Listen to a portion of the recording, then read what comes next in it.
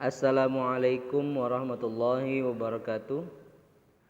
Alhamdulillah, pada kesempatan hari ini kita kembali bisa belajar meskipun masih dalam jarak jauh.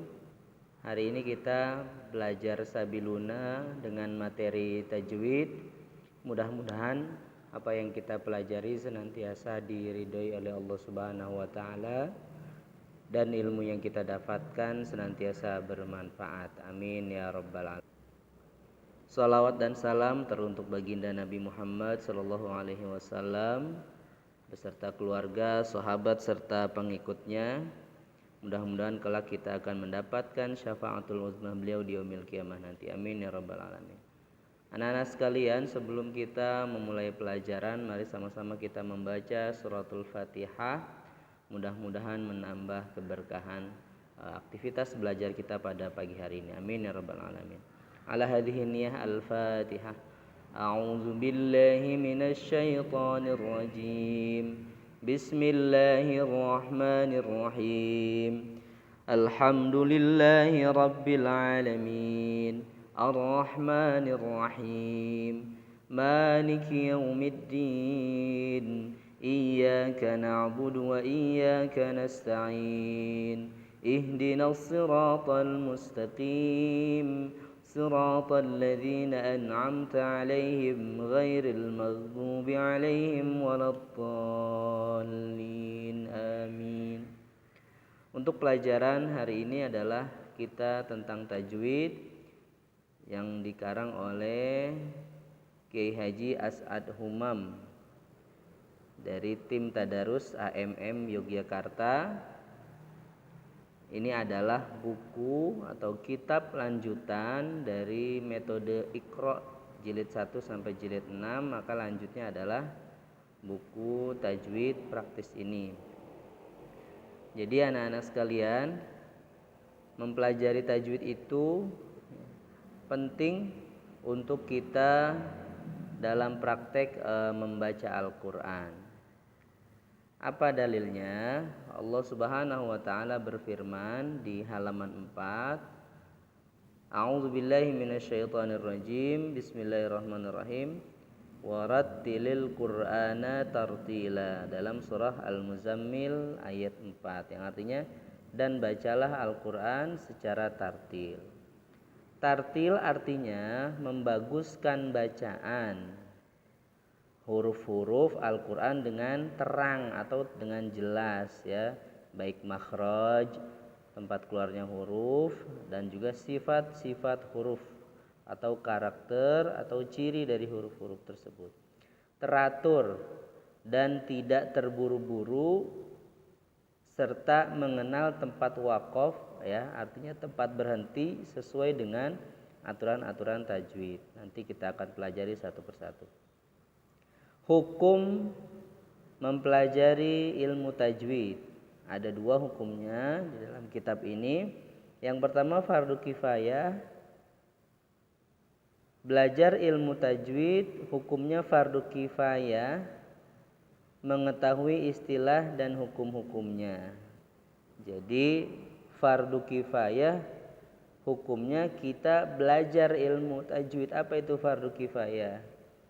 Jadi fardu kifayah adalah kewajiban yang bisa diwakilkan atau digugurkan dengan diwakilkan 1 atau 2 orang yang bisa mempelajari ilmu tajwid dalam satu tempat. Nah, yang kedua hukumnya fardu ain atau kewajiban yang bersifat individu, ya, bagi orang yang mempraktekkan bacaan Al-Quran.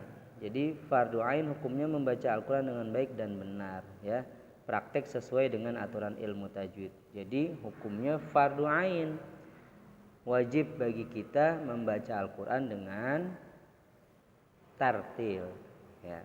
Jadi untuk mempelajarinya hukumnya fardu kifayah, untuk prakteknya fardu ain. Oleh karenanya itu, jadi untuk kita semuanya wajib mempelajari ilmu tajwid karena prakteknya hukumnya fardu ain. Selanjutnya silakan di halaman 5. Allah Subhanahu wa taala berfirman di dalam surah An-Nahl ayat 98. A'udzubillahi minasyaitonirrajim. Bismillahirrahmanirrahim. Fa idza qara'tal Qur'ana fasta'idz billahi minasyaitonirrajim. Apabila engkau hendak membaca Al-Qur'an, maka mohonlah perlindungan kepada Allah dari godaan syaitan yang terkutuk. Artinya kita membaca ta'awuz sebelum memulai membaca Al-Qur'an. Ini perintah dari Al-Qur'an surah An-Nahl ayat 98. Jadi jangan hanya baca basmalah saja. Jika hendak membaca Al-Qur'an setelah membaca ta'awuz, diteruskan dengan membaca basmalah kecuali dalam surah At-Taubah atau Al-Bara'ah. Ya. Di juz 10 ya. Jadi dalam surah At-Taubah tidak perlu kita membaca basmalah tapi membaca ta'awuz. Mengenai cara memulai membaca Al-Qur'an ada 4 macam. Pertama, waqaf di semuanya. Jadi setelah ta'awuz berhenti, basmalah berhenti, tiap-tiap akhir ayat berhenti. Yang kedua, ta'awuz dan basmalah di waqaf. Disambung maksudnya. Ta'awuz disambung dengan basmalah. Yang ketiga, ta'awuz sendiri, basmalah disambung dengan awal surat. Yang keempat, ta'awuz, basmalah dan awal surat disambung semuanya. Nah, ini ada cara menyambung 2 surah dalam satu bacaan, yaitu akhir surah waqaf, basmalah waqaf atau berhenti, awal surah waqaf dan seterusnya. Yang kedua, akhir surah lalu berhenti, basmalah dan awal surah disambung lalu berhenti lagi. Akhir surah, basmalah dan awal surah disambung semua ya, jika nafasnya cukup ya. Tapi jika nafasnya tidak sampai, maka potong-potong saja atau diwakaf saja. Selanjutnya di halaman 6 ini ada huruf hijaiyah ya. Huruf hijaiyah di sini ada 30 karena termasuk ada lam alif dan hamzah. Bagi yang 28 berarti tidak ada lam alif dan hamzah. Jadi kalau huruf hijaiyahnya 28 tidak ada lam alif dan hamzah, tapi kalau yang lengkap 30 ada lam alif dan hamzah. Ini huruf asli: alif, ba, ta, sa, jim, ha, kha, dal, zal, ra, zai, sin, shin, sad, dad, ta, za, ain, ghain, fa, qaf, kaf, lam, mim, nun, waw, ha, hamzah, ya, lam, alif. Untuk mempelajari huruf hijaiyah harus dengan guru. Tidak bisa kita mempelajari huruf hijaiyah dalam Al-Quran atau metode-metode baca Al-Quran tanpa guru. Apalagi kita baca Latinnya, karena ini tidak bisa dilafazkan secara huruf Latin. Seperti ini huruf sa, dalam Latinnya TSAA ya. Tidak bisa kita baca tesa, itu salah. Tapi bacanya adalah sa, harus dicontohkan oleh guru.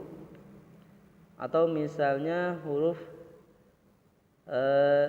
zal ya. Di sini D Z A A L ya, tidak bisa dezal tapi zal, harus dicontohkan oleh guru. Begitu juga yang lainnya. Ya, shin bukan sin ya, meskipun Latinnya SYIIN bukan sin tapi shin langsung. Selanjutnya ada zo ya, di sini memakai DHAA ya, harusnya zo ya bukan da ya, salah. Ghain bukan ogin tapi ghain. Qaf ya, di dalam pangkal tenggorokan qaf, harus dicontohkan oleh guru. Dan semuanya ini harus dicontohkan oleh guru ya. Alif bila berharkat adalah hamzah atau a ya, atau i atau u. Dan huruf alif yang sebenarnya hanya sebagai huruf mad, pemanjang fathah jika alif tersebut tidak berharkat. Ini adalah bentuk harkat dhammah, harkat kasrah, harkat fathah, harkat tasydid, harkat tanwin, fatatain, kasrotain, dan domatain. Ini harkat sukun, ini huruf Arab. 1, 2, 3, 4, 5, 6, 7, 8, 9, 10. Selanjutnya kita akan memulai pelajaran tajwid. Hukum nun sukun atau tanwin, ya. Fathah tain yang di atas, kasrah tain, domah tain. Dalam pelajaran 1, hukum nun sukun atau tanwin terbagi menjadi 4. Ada izhar, artinya jelas. Ada idgham, artinya masuk dengan dengung, ya. Iqlab, ya, artinya merubah nun menjadi mim atau tanwin berubah menjadi mim. Terus ada ikhfa, artinya samar-samar. Yang pertama kita pelajari adalah izhar. Izhar dibaca jelas dan tidak berdengung. Contoh yang A, ya, hurufnya itu ada 6. Tolong dihafalkan. Alif ha, ya, kho, ain, ghain, ha. Ya, kalau mau cepat gampang ngapalnya alif ha, ain kho, ghain kho, ghain ha, ya. Atau kalau Bapak biasanya yang titik dengan yang titik, yang tipis dengan yang tipis. Alif ha, ain ha, ghain kho. Biasanya Bapak gitu, ya, biar lebih mudah diingat. Yang pertama A atau alif.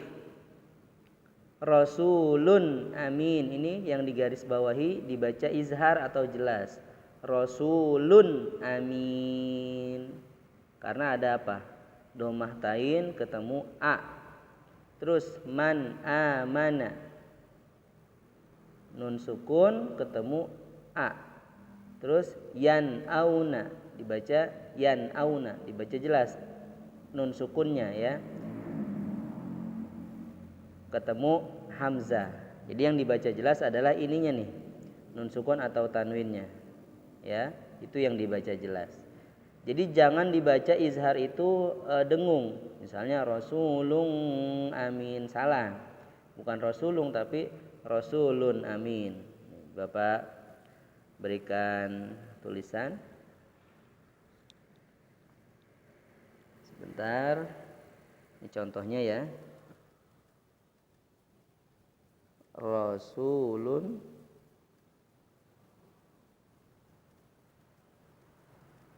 amin.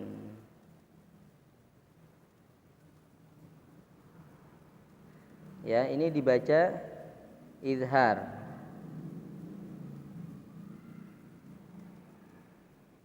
Dibaca izhar.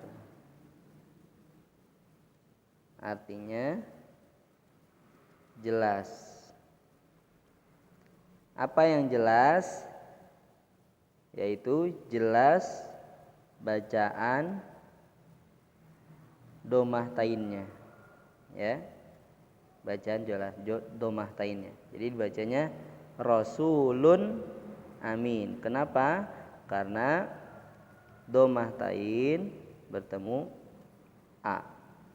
Termasuk juga yang man amana. Karena ini nun sukun bertemu A, dibaca jelas, ya. Nun sukun ketemu A. Yang ini domah tain bertemu dengan A. Begitu juga yang ha, ya. Yang ha. Alimun halim. Domah tain ketemu ha. Ini dibaca jelas. Min hadidin. Nun sukun ketemu ha. Dibaca jelas.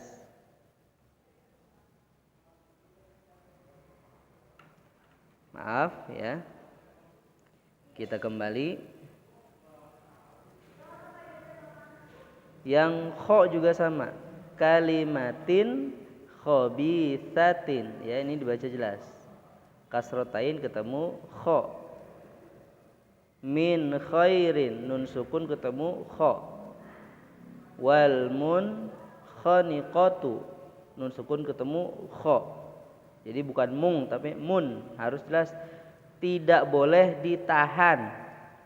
Lihat, dibaca jelas dan tidak berdengung. Yang ain, sami'un alim, tidak boleh sami'un alim, salah, tapi sami'un alim. Man amila yan'iqu bima, yang gha, afuwan ghafura, ya, fatatain ketemu gha, ya.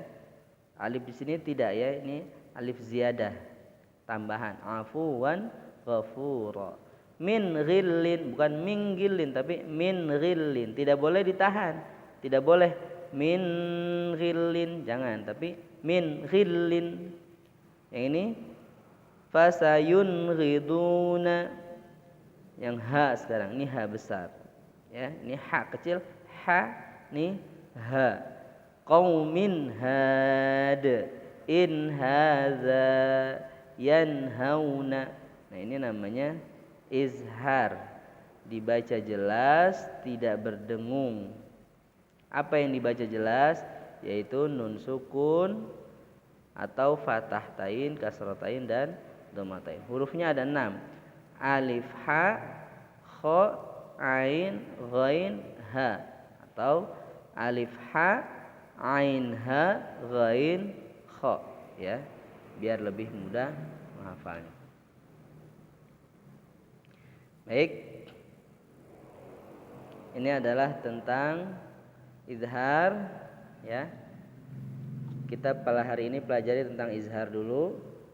Bapak berikan tugas, silahkan cari 10 tanda izhar di dalam Al-Quran, ya.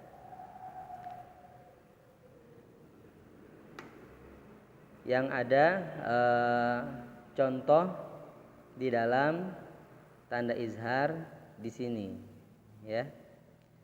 Nah, tolong tulis nama surat dan ayatnya di mana kalian menemukan tanda izhar tersebut, ya. Misalnya ini Bapak berikan contoh, kalian menemukan di dalam surah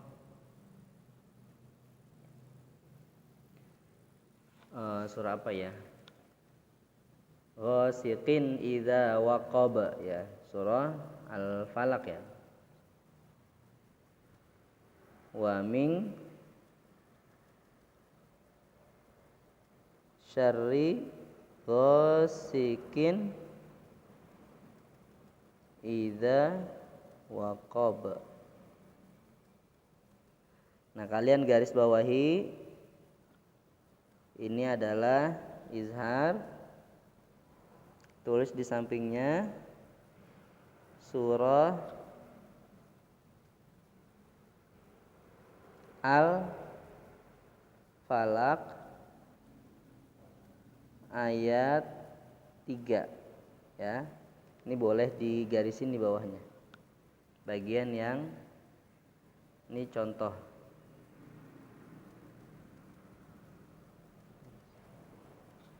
Jadi silakan cari 10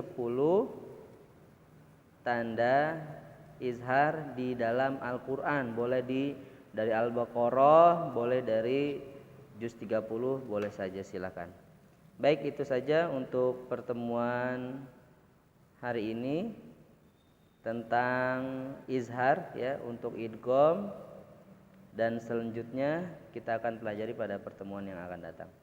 Terima kasih, kurang lebihnya mohon maaf. Wassalamualaikum warahmatullahi wabarakatuh.